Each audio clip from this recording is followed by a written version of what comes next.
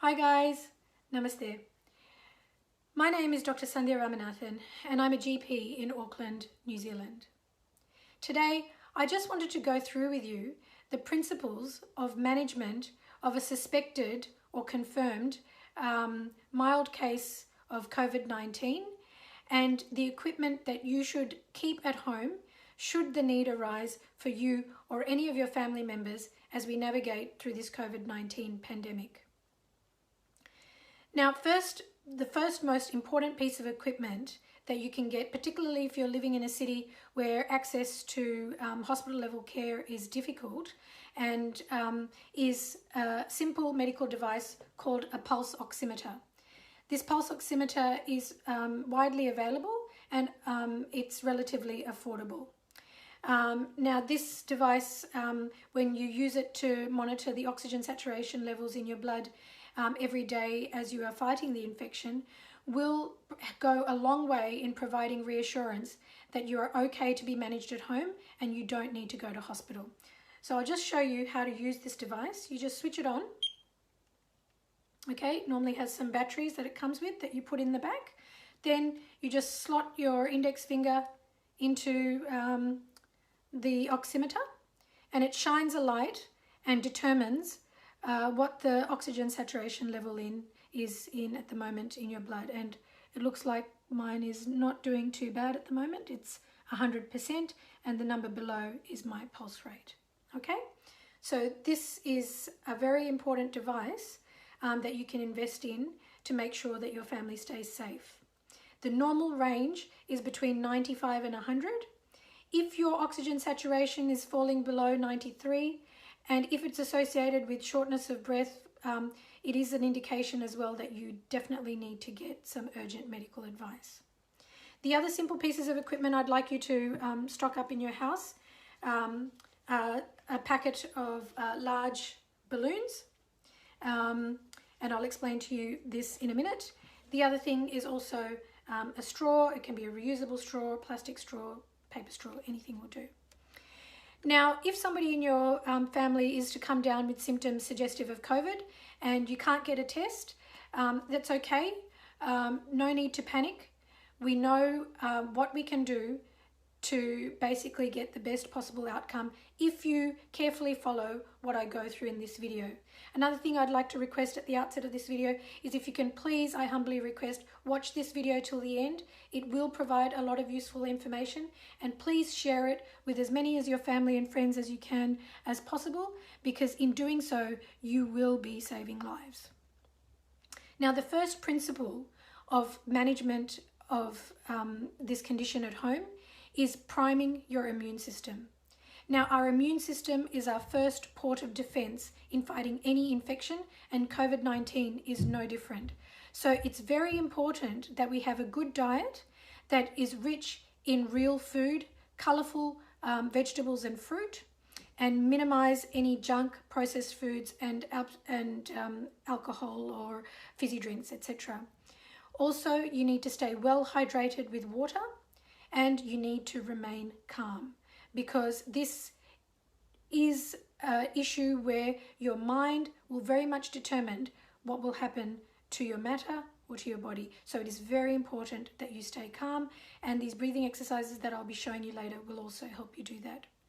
Now, in addition to your base immune system, which you need to keep primed with your excellent 8 hours sleep a night, I would, at the first sign of illness, add 3 immune boosting supplements every day, and that is zinc, vitamin D, and vitamin C. You can add something else if you wish, like turmeric, echinacea, but these 3 are essential: zinc, vitamin D, and vitamin C. Okay, so that covers your immune system. All right, and so we'll be taking that every day. The next most important principle of management is reduction in viral load. Now, when you get infected with COVID-19, it enters mainly from somebody else's infected respiratory droplets through your nose and your mouth, and also sometimes through your eyes. So if you are out and about and you can't maintain a social distance of at least 2 meters, or if not 1 meter, then you need to be wearing a mask that covers your nose and your mouth, and preferably some glasses as well, because even if you do interact with somebody that may be infected, this will help reduce the viral load as you basically interact with this person in terms of how much virus dose you are taking into your system. Now, say somebody in your family starts coming down with symptoms such as fever, dry cough, running nose, sore throat, loss of smell or loss of taste. It is important to start working on diluting that viral load straight away. So the most important thing is doing gargling twice a day with warm salty water, and even preferable to that is a betadine mouth rinse. Now, if in addition to rinsing your mouth, it is very important to also rinse your nose. So there are several options available. One of them would be just a saline nasal spray that comes in a spray bottle, which you can just spray up each nostril, and you can repeat that as many times as you want through the day. Another and even better option is to get some saline made up into a little dropper bottle that has a lid that you can remove. Okay, and into that I would like you to drop a few drops of betadine concentrate, okay, like so. Then you put the dropper lid back, and it has another lid that goes on top, and that you basically twice a day, and if you're going in, you basically drop it into each nostril, okay, and that will help dilute. Even better than this is if you make up a saline nasal rinse, and you can get these nasal rinsing bottles, okay, that look something like this, and in that I have just put 250 mils of water that has been boiled in the kettle and cooled down, and to that I am going to add half a teaspoon of bicarb soda and half a teaspoon of salt, okay, and I've already added that into this. And in addition to that, I'm going to put in a few drops of betadine concentrate. And so with this, what you do is you do it over the sink, you lean over the sink, you direct the flow of the nasal washer back towards your throat as you enter your nose, and the saline fluid will flush through and come out the other nostril and out of your mouth, and will help again reduce that viral load. Okay, so there we have reduction in viral load. So already we've been through the first principle is priming your immune system. And the second principle is reduction in viral load. Now, another way which we can reduce the viral load, before I forget, is steam inhalation. This is very important and can also help with symptoms such as reduction in sense of smell. It's good to put a little dollop of Vicks into a bowl, pour some boiling water over it, cover your head with a towel and take steam, and do that twice a day. So now I want to get on to the most important topic I wanted to cover today, which is breathing exercises. Now, in order to explain breathing exercises, I just wanted to just go through a little bit about what actually your lung looks like. Now, your lungs, which take up most of your chest cavity, basically are like a big sponge, okay? More shaped a little bit like this on either side. So as you can see, our lungs are smaller at the top and bigger at the base, and most of the airways are actually located at your back, all right? Now, because of this, if you are to collect any fluid in your lungs, that fluid with gravity is going to concentrate at the base of the lungs, so right at the back, okay? And it is very important that we do breathing exercises to make sure that there is no fluid accumulating at the base of the lungs, and we are emptying our lungs adequately to try and prevent collapse of these little air spaces right at the bottom. So in order to do that, it is very important that we breathe well, okay? Now, in the breathing mechanism, the most important thing for you to focus on is expiration, or breathing out, okay? Now, this is because when you breathe out, you are emptying your lungs of any you're emptying your lungs as much as possible. And it's the same as if you were to imagine that the oxygen that you want to take in is water that you want to take in and fill this sponge. You want to fill this sponge with as much oxygen as possible. So in order to do that, you first need to clear out any of the old water that is already sitting there, okay, that contains carbon dioxide. So I'm just going to show you and demonstrate with this sponge as I do it. So I'm going to take a big breath out first.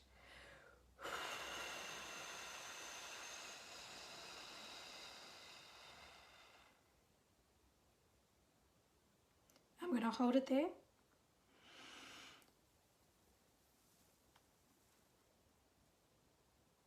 And I'm going to take a big breath in and I'm going to hold it there. Okay? Now, this is a very important thing to remember and to practice. When you are doing something such as box breathing, which is breathing all the way out for 3 seconds, hold. Imagine that you're drawing a box. As you're breathing out, 1, 2, 3, hold. You draw the line up. Then breathe in, 1, 2, 3, hold. You draw the line down. Okay, so this is a very important thing for you to practice when you are well. Now, when you are sick, it is very important that you do some exercises that will help maintain the space, those little sacs at the bottom of your lungs, and keep them open and patent and not collapsing down with fluid. Okay, so I have a very good exercise which was given to me by the very clever anaesthetist mum of one of my classmates. Her name is Dr. Gracie Ong, and she is in Malaysia, and she's given this great tip of blowing balloons, which is a method of simulating what they do with a ventilator and opening up your airways as much as possible. And I have done this on somebody I've treated for COVID, and despite being an ex-smoker and having had a history of pulmonary TB in the past, they've managed, while being sick with COVID, to hit saturation levels of 100 with the benefit of these balloon exercises. So I'm just going to demonstrate what I want you to do. Okay, so I want you to take the balloon and try and blow up the balloon over a period of, say, about 3 breaths, okay?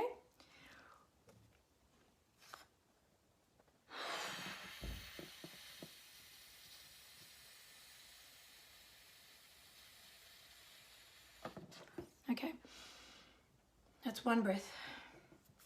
Okay, I'm going to get a good hold of it, and now I'm going to give it another one.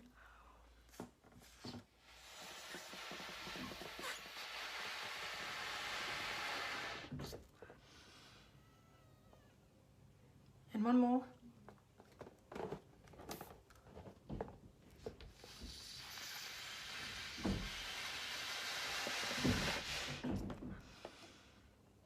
Okay, and then I can just take the balloon.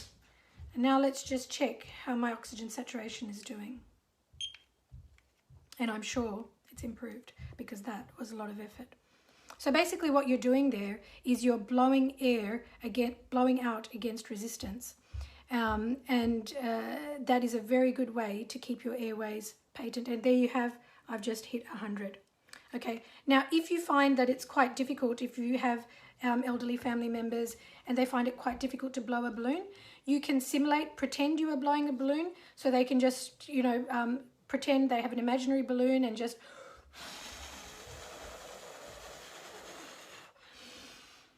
and breathe in like that. But another simple exercise is using our straw and a glass of water is to blow bubbles into that glass of water, is another way to more gently create resistance, okay? So we will be doing this.